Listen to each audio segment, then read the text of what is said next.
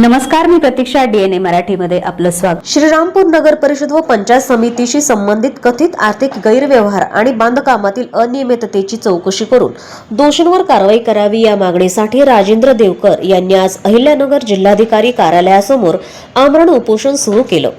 देवकर यांनी प्रशासनाकडे केलेल्या निवेदनामध्ये श्रीरामपूर नगरपालिकेच्या प्रशासकीय काळातील कामांचे विश्लेषण, लेखापरीक्षण करण्याची मागणी केली आहे। तसेच तत्कालीन मुख्याधिकारी सोमनाथ जाधव आणि तत्कालीन लेखापाल महेश पंडित कवडे यांच्यावर चौकशी करून दोष सिद्ध झाल्यास सेवेतून बडतर्फ करावे आणि फौजदारी गुन्हे दाखल करावेत अशी मागणी केली आहे। श्रीरामपूर नगर परिषदेच्या कंपोस्ट डेपोतील बायोमायनिंग प्रकल्पात प्रत्यक्ष बायोमायनिंग प्रक्रिया न करता सुमारे 2.5 कोटी रुपयांचे बिल अदा करण्यात आल्याचा आरोप देवकर यांनी केलाय।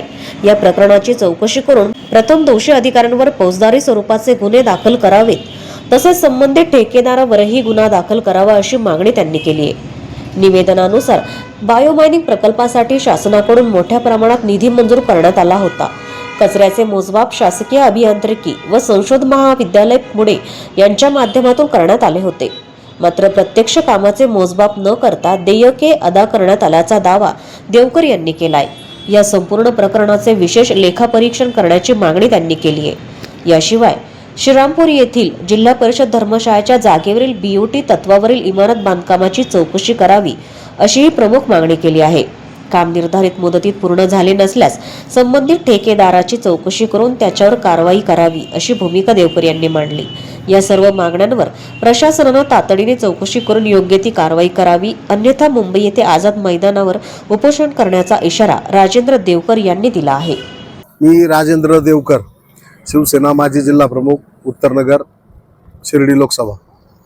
आज या ठिकाणी आम्ही श्रीरामपूर नगरपालिकेच्या विरोधात गेले 1 वर्षापासून बायोमायनिंगच्या विरोधात लढतोय।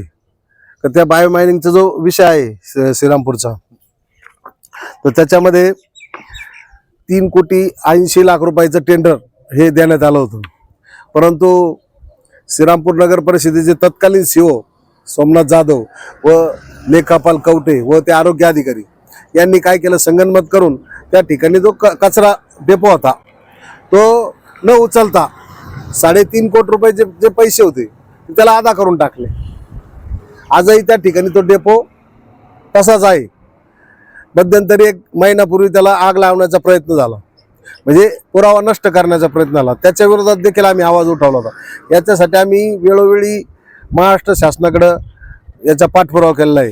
जिल्हाधिकारी साहेबांना याचं निवेदन दिलेले आहेत आणि याच्यावर समिती सुद्धा नेमण्यात आली होती। परंतु ती समिती, त्याचं पुढं काहीच होत नाही। त्या समितीचं 8 दिवस समिती ती 8 दिवसानंतर समिती गायब असते।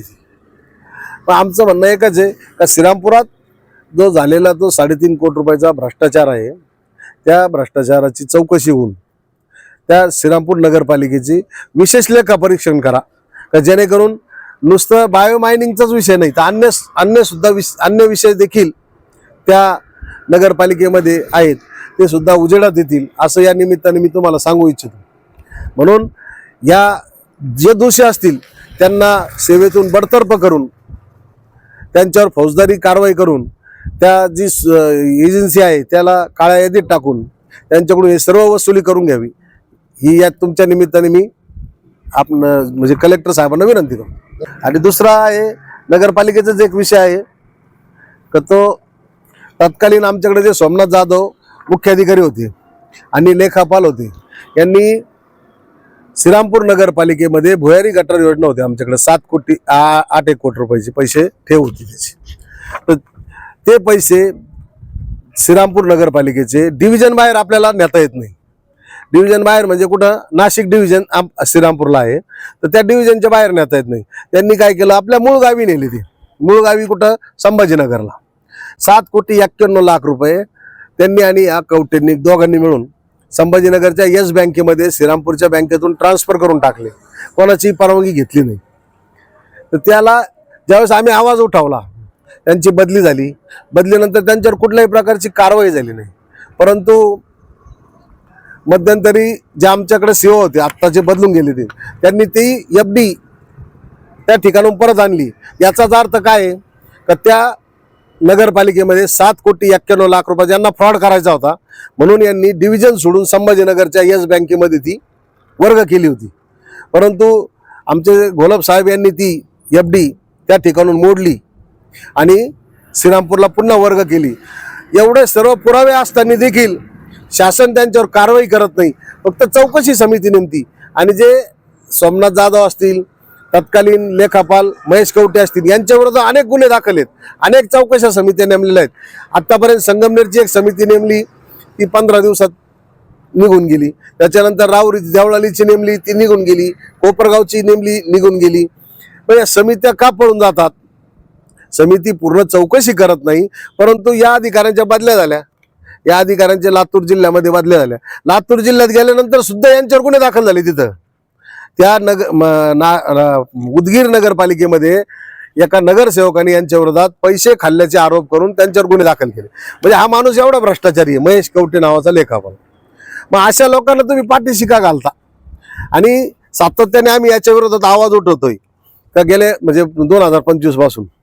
मग आता हे आम्हाला उपोषणाला बसण्याची वेळ येते, हे आमचं दुर्दैव आहे. कारण की हे शासन म्हणजे शासनाचे जे अधिकारी आहेत हे किती निबरगट्ट आहेत हे तुम्हाला यावरून दिसून येतंय. कारण अधिकाऱ्यांनाच अधिकारी पाठीशी घालतो हे याच्यावर सिद्ध होतं. आणि पैसे जर ट्रान्सफर झाले नसते, म्हणजे या ठिकाणून श्रीरामपूरहून संभाजीनगरला गेले नसते, संभाजीनगरहून आले असते, आलेले आहेत, याचाच अर्थ तो घोटाळा झालेला आहे. यांना कोणाच्या परवानगीने पैसे ट्रान्सफर करण्याचा अधिकार होता? कारण की यांना भ्रष्टाचार करायचा होता 7,91,00,000 म्हणून यांनी ते पैसे ट्रान्सफर केले. परंतु तत्कालीन आमच्या आता दुसरे जे CEO होते त्यांनी चाणक्य बुद्धीने ते पैसे परत आणले, नाही अन्यथा ते पैसे परत आले नसते. अशा या नगरपालिकेच्या 2 घटना आहेत. तिसरी आहे, समजा आमची तिसरी घटना आहे याची जिल्हा परिषदची. तर त्या जिल्हा परिषदमध्ये BOT तत्वावर धर्मशाळेच्या जागेवर त्यांनी धर्मशाळे जिल्हा परिषदची जागा आहे त्याच्यावर BOT तत्वावर एक बिल्डिंग बांधायला दिली, वापरा हस्तांतरित करा. काही गाळे आहेत, 70 गाळे आहेत आणि 2 मजल्यावर त्यांनी बिल्डिंगला ऑफिस, पंचायत समिती, सरकारी ऑफिससाठी त्यांनी जागा मागितलेली होती. त्याला त्यांनी कायदेशीर करारनामा केला. परंतु हे सर्व करत असताना कुठल्याही प्रकारची जाहिरात नाही, कुठल्याही प्रकारचे टेंडर नाही, कुठल्याही प्रकारचं त्याचं नाही. करारनामा सुद्धा एकदम खोटारडा आहे. माझ्याकडे सगळे पुरावे त्याचे. करारनामा आम्हाला श्रीरामपूर नगरपालिका असताना देखील लोणी ग्रामपंचायतचं प्राधिकरण आम्हाला दाखवण्यात आलं. म्हणजे लोणी प्राधिकरणचा काय संबंध आम्हाला? म्हणून त्या संपूर्ण बिल्डिंगची चौकशी होऊन तो ठेकेदार 2 वर्षात त्यांनी काम देखील पूर्ण केलेलं नाहीये. अद्यापपर्यंत ते काम चालू आहे. 2022 पासून आजपर्यंत ते काम चालू आहे. आणि त्या ठेकेदाराला त्यांनी करारनाम्यात उल्लेख केलेला आहे 2 वर्षात तुम्ही जर हे केलं नाही तर तुमच्यावर दंडात्मक कारवाई करण्यात येईल. परंतु दंडात्मक कारवाई न करता त्याला 1 वर्षाची मुदत वाढ दिली. ठीक आहे, काम पावसामुळे होत नसतात, सगळं त्याच्यात सगळं दिलेलं होतं उल्लेख. परंतु 1 वर्ष उलटून देखील आज देखील ते गाळे वापरात नाही. त्याच्यानंतर सदर ठेकेदारांनी एक गाळा किमान 70 लाख रुपयाला विकलेला आहे. साहेब, ही शासनाची मालमत्ता आहे. ही शासनाची मालमत्ता तुम्ही फक्त 100 रुपये स्क्वेअर फुटनी, चौरस स्क्वेअर फुटनी त्या माणसाला दिली. त्याचं टेंडर काढलं असतं तर अजून भाव वाढले असते ना. मग टेंडर नाही, काहीच नाही, जाहिरात नाही, काय नाही. मग त्या माणसाला देण्याचा उद्देश काय? त्यामध्ये जे सहभागी असतील त्या सर्व अधिकाऱ्यांवर फौजदारी दाखल होऊन निलंबित करून त्यांना सेवेतून बडतर्फ करून या ठेकेदाराकडून ती बिल्डिंग ताब्यात घेण्यात यावी. कारण की शासनाने सांगितल्याप्रमाणे त्या ठेकेदारांनी कुठलंही काम केलेलं नाही. म्हणून ती बिल्डिंग शासनाने ताब्यात घेऊन त्यांच्या पद्धतीने लिलाव करावे. कारण त्या ठेकेदाराने आत्ताच काम अपूर्ण असताना, काम सुरू व्हायच्या आधीच लोकांकडनं 50-50 लाख रुपये घेऊन ती बिल्डिंग विकलेली. याचाच अर्थ त्या बिल्डिंगमध्ये फक्त धंदा करण्याच्या उद्देशाने या सरकार, या अधिकाऱ्यांनी त्याला बळ दिलेलं आहे. म्हणून त्या अधिकाऱ्यांविरोधात आणि त्या ठेकेदाराच्या विरोधात कडक कारवाई करावी आणि सर्व बिल्डिंग ताब्यात घ्यावी हीच आमची विनंती. जर या ठिकाणी मला न्याय मिळाला नाही, मी शेवटचा पर्याय मंत्रालयासमोर उपोषण करेन. हा एक त्याला पर्याय आहे. पण मी श्रीरामपूरच्या जनतेचं झालेला अन्याय किंवा श्रीरामपूरच्या जनतेचा पैसा दुसरीकडे जाऊ देणार नाही, एवढं मी या निमित्ताने सांगू इच्छितो.